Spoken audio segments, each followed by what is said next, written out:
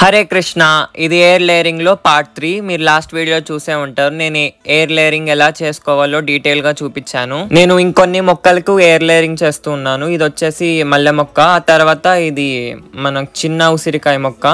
So మనం ఈ air layering method లో ఒక మొక్క నుండి ఎన్ని మొక్కలైనా ప్రాపగేట్ చేసుకోవచ్చు. చాలా ఈజీ మెథడ్ అండ్ చాలా మంచి రిజల్ట్స్ అయితే ఉంటాయి. నేను ఈ మొక్కలన్నీ డిస్ట్రిబ్యూట్ చేయడానికి ప్రాపగేట్ చేస్తున్నాను.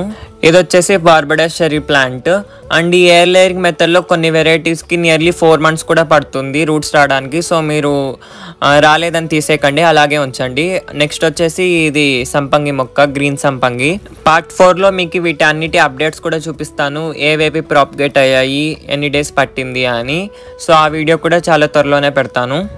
మీరు ఎయిర్ లేయరింగ్ మ్యాక్సిమం రైనీ సీజన్లో అయితే చేసుకోండి, మంచి రిజల్ట్స్ అయితే ఉంటాయి. నెక్స్ట్ ఇది వచ్చేసి నేరేడు మొక్క. నెక్స్ట్ వీడియోలో వాటి అప్డేట్స్ అన్నీ చూపిస్తాను. హరే కృష్ణ.